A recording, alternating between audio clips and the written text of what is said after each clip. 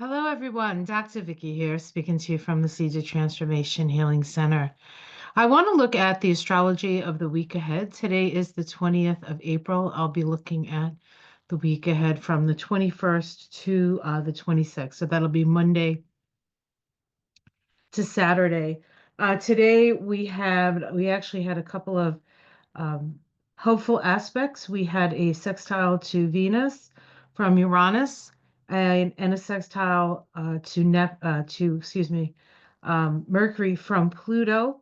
Venus and Mercury are considered personal planets, the planets that affect us on a personal level. Mercury, of course, being the planet of the mind and how we think and how our thinking is affected by the stars. And Venus is what we value and what's important to us. Sextiles are opportunistic. They tend to be mentally stimulating. The sextile between Uranus and Venus, Venus in Pisces, Uranus in Taurus, is a waning sextile. So it opens up the lines of communication so that we can learn from each other. It's a very sort of socially progressive energy. It's really good for progressive causes. And the sextile between Mercury and Pluto is a waxing sextile, which means that this is an information gathering type of sextile, and we are willing to dig really deep whenever Pluto is involved. We're digging as deep uh, as we can, really. And we also today have a square between the Sun and Mars. That's happening later tonight, 9:34 on the East Coast. And that is a crisis in action, and both Mars and the Sun are egoic energies. Mars being the primary energy of separation from source, so we can be individual, be unique, go on our own path, right? And the Sun being the center, the core of our beingness. So we're at a bit of a crisis point in who we are, and what are we going to do? Like, what are we going to do? What actions are going to serve to build foundations that we need for a secure place for our ego to a certain extent, but also for our plans and um, our purpose. So that's today, and we're going to look at some charts. So let me pull the charts up for you. The first chart we're looking at is all right. The first chart I want to bring to your attention. Now, normally I do these, in a relatively fancy way with nice graphics. I didn't have time to do that this week. I had my taroscopes that I had to get out this week. So for my subscribers, no, um, for my membership. Of course, you will also you don't have to be a member to get them. They just get them first. They'll come out next week for the rest of the world, as it were. But the first thing we're going to look at is a conjunction between Saturn and the North Node. Saturn, of course, is towards the end of Pisces. Saturn will actually be moving into Aries at the end of, let's see, when does Saturn move into Aries? I think it happens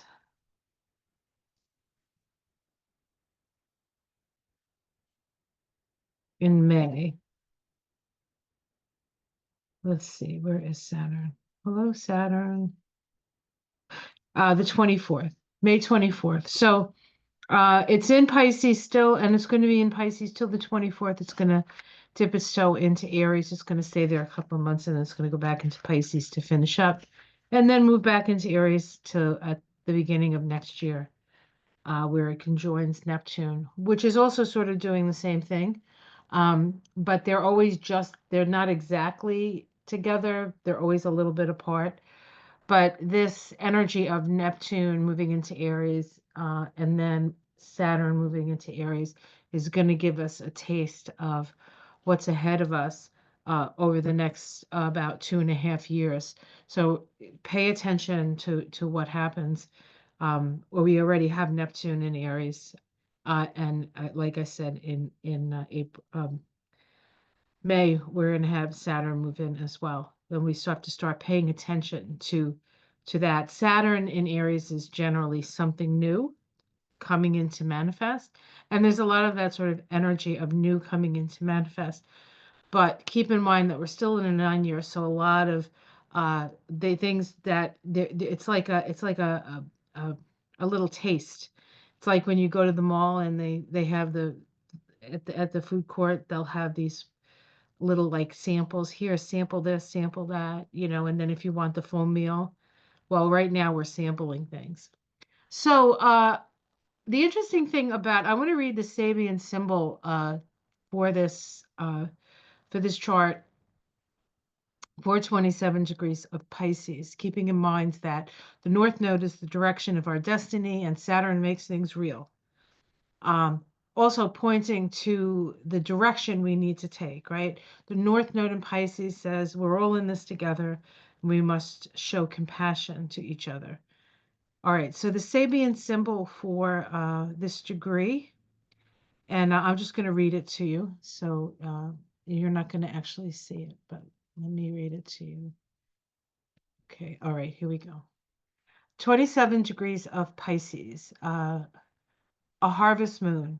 And this is from jamesburgess.com. Pisces 27, we reap what we sow. This affirmation is often forgotten until it is too late. Yet everything we do or do not do, say or do not say, adds up to our destiny. See your life as a full fulfillment of desire. Says most of us learn in childhood the cocky phrase, you reap what you sow, often said to the point that whatever occurred was our fault. Another version, what goes around comes around, indicates the same idea. Today we harvest what we've invested before, not only in sowing, but in cultivating. This understanding makes blame obsolete. No one has done this to us. We have a complete responsibility for it all. To live our lives entirely as our guiding principle shows an extraordinary level of attainment and accelerates our path in realization more than anything else because it goes hand in glove with being truthful. And so really this North Node eclipse, North Node conjunction to Saturn. And of course, Saturn is the planet of as you sow, so shall you reap. I often call Saturn the judge, jury, and executioner energy. But keep in mind that, as we move through this time, we're seeing all kinds of people do all kinds of things and um and have been doing all kinds of things. Know that there's what the things that they bring forth in the world, they will visit upon them as well. And so for those of us who have been, diligently working towards making the world a better place, we actually make our world a better place, the world that we live in. And that sort of spreads out to other people. So it's important. And, I often think, I often, I often think that I'm, what are you calling the choir? What is that? Pontificating to the choir or preaching to the choir. But it's a good reminder because sometimes we look at things happening and we're like, doesn't d- is isn't this certain person going to be held responsible? Yes, as I've said many times on this channel, man's justice may not be perfect, but cosmic justice is. Everybody pays uh there's nothing, there's no free lunch. I guess that's another thing we could talk about. So let's just quickly take a look at this chart. The interesting thing about this chart is this is for Washington D.C. It is a Taurus rising chart. Taurus is a Venus rule sign, and here's Venus right next to the North Node in Saturn. In fact, a day or so later, Venus is going to make a conjunction to Saturn. Now, Venus and Saturn have sort of been sitting together. She's already had a conjunction to Saturn when she was retrograde. Now she's moving forward and she's going to conjunct Saturn again. But that conjunction to Saturn has pretty much just been around exact, and then it backed away a little bit, but it was still an orb of conjunction. And now that Venus is moving forward, that conjunction comes into force this week. Um, and so we'll look at that, but note that Venus is in Pisces, very close to this conjunction. We might as well say it's a triple conjunction here.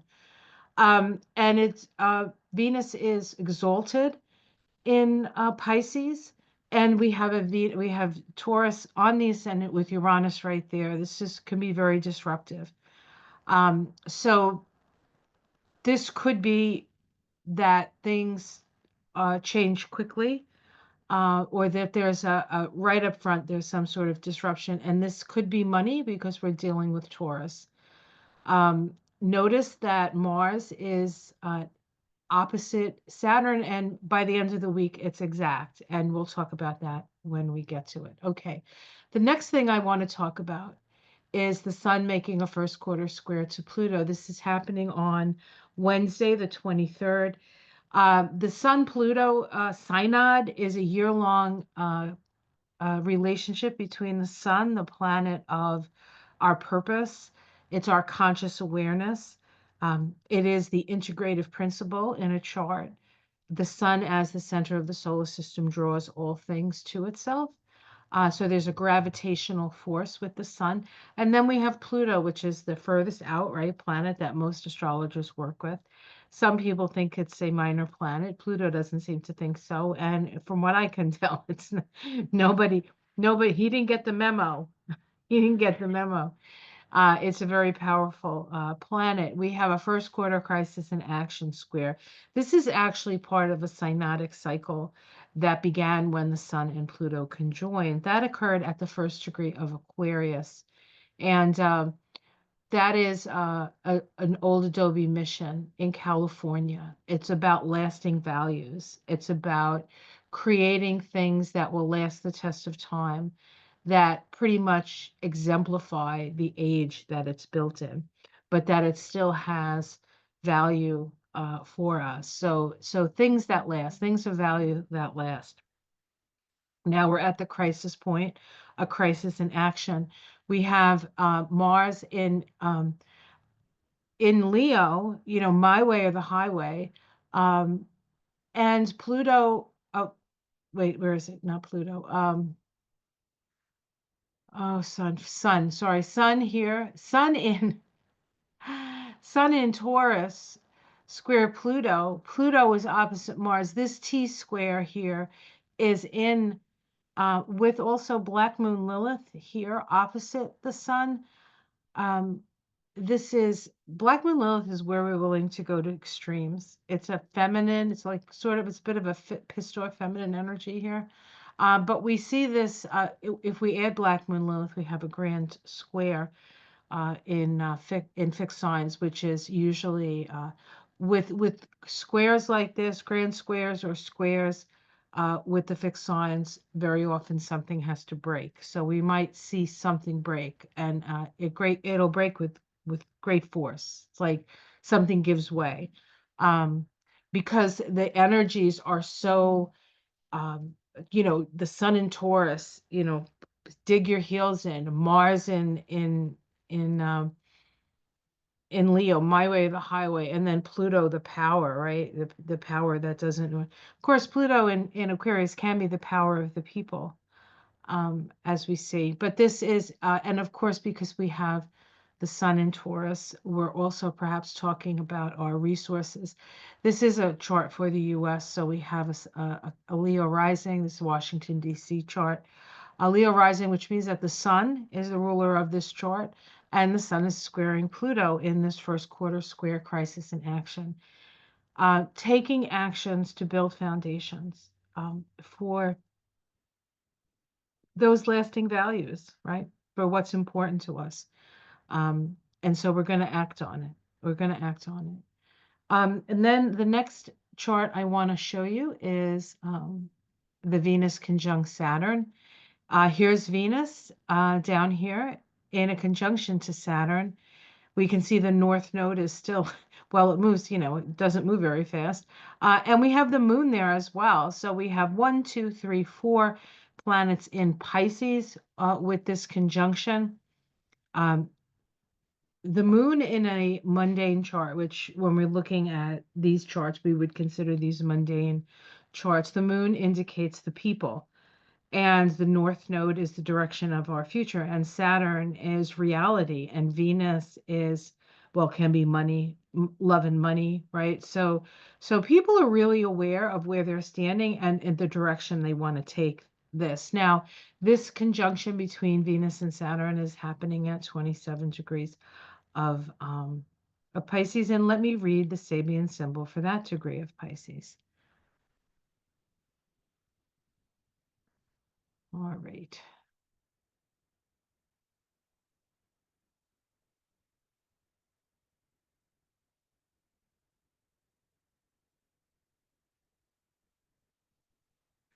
28 degrees of Pisces, a fertile garden under a full moon.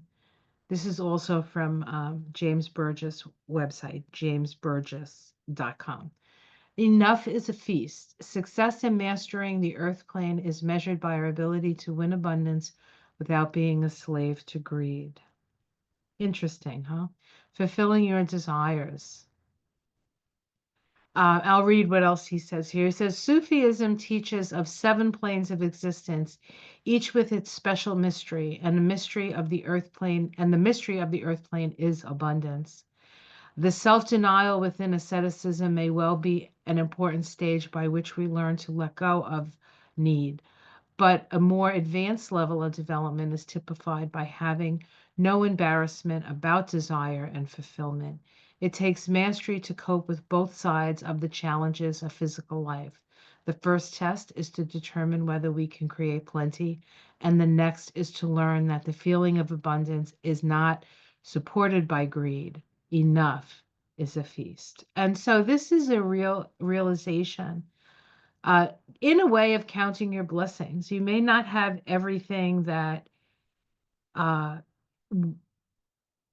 seems from the outside to be a fulfilling life, but that, fulfillment is an inside job. And generally, if you have a attitude of gratitude, you can attract everything that you need. You'll always have enough.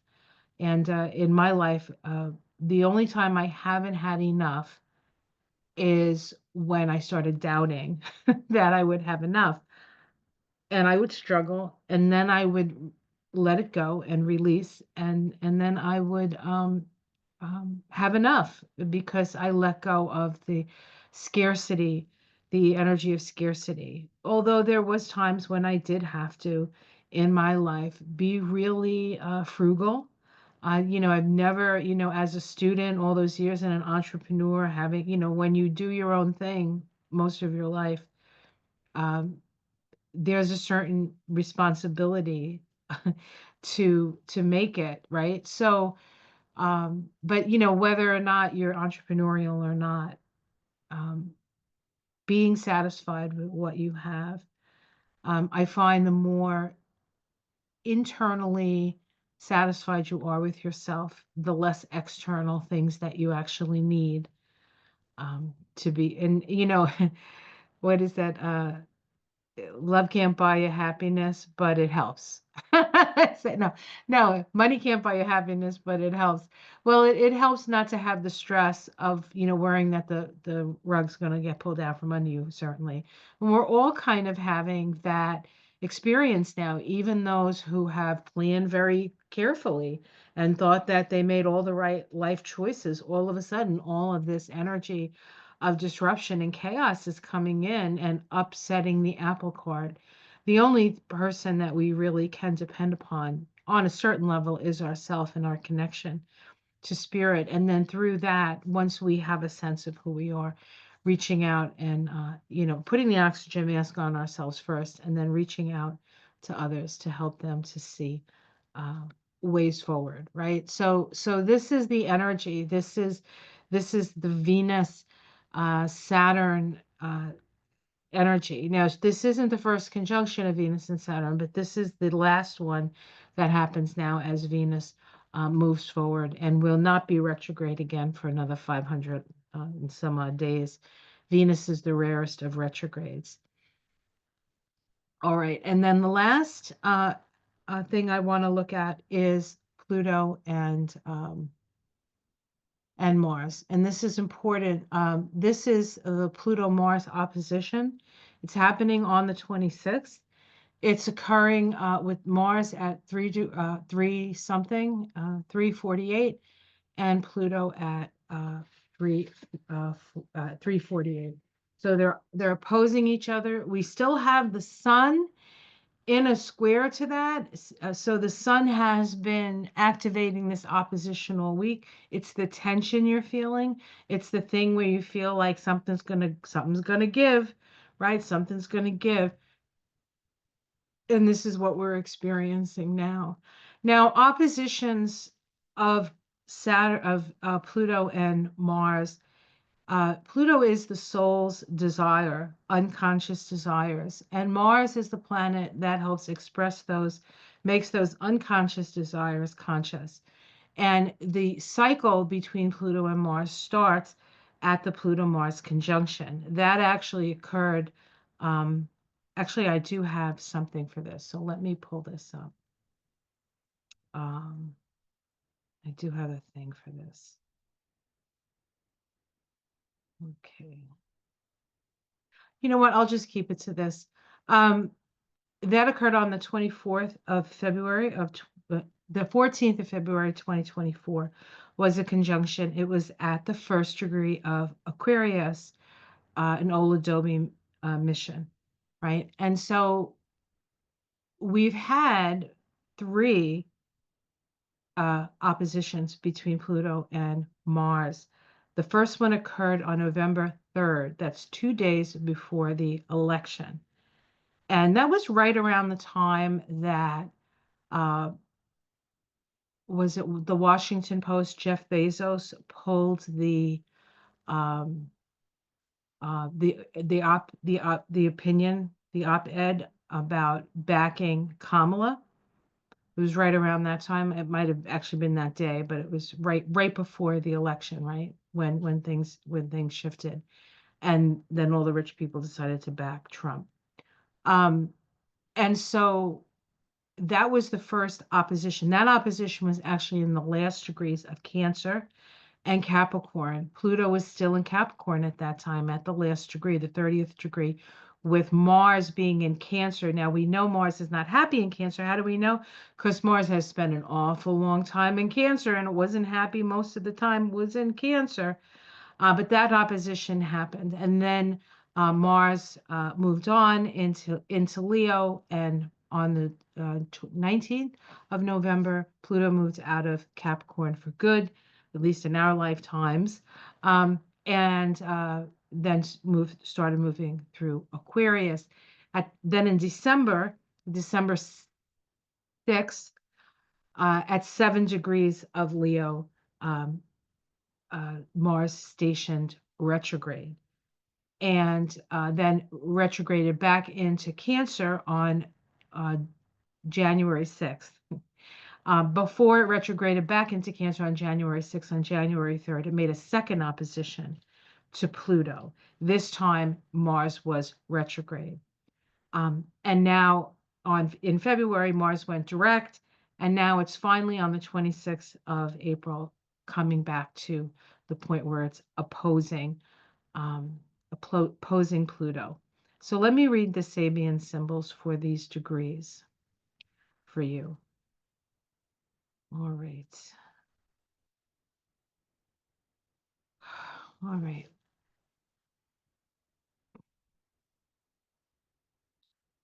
So we have Mars in Leo, and it's 4 degrees of Leo. It says a man formally dressed and a deer with his horns folded. So that doesn't, like, that's hard to understand. So I'll read you the other, what Dane Rogers says about this. Dane Rogers says a formally dressed elderly man stands near trophies he brought back from a hunting expedition.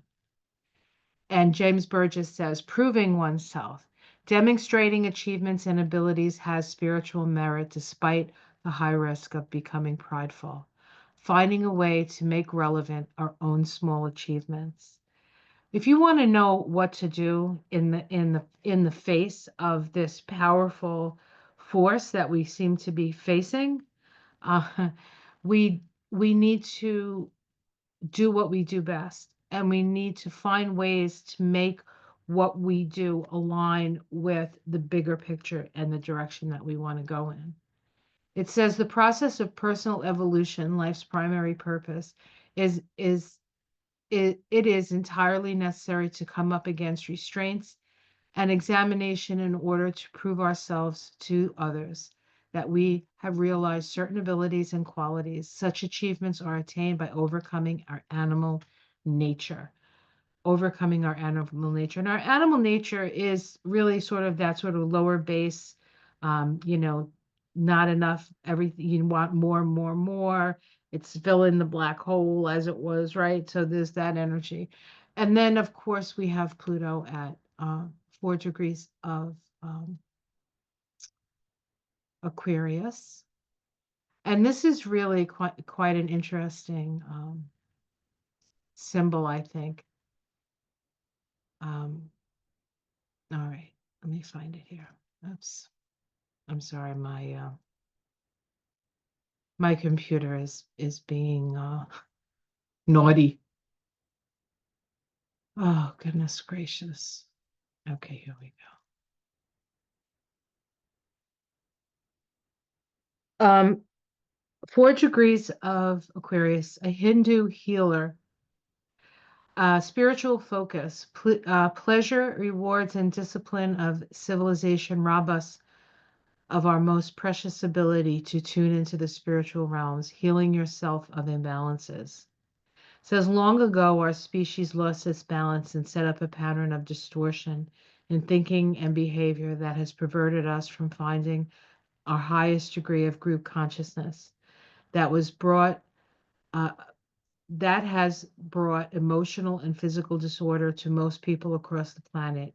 Yet certain people have kept alive practices from ancient times and are able and in fact duty bound to offer healing to those ready to receive it.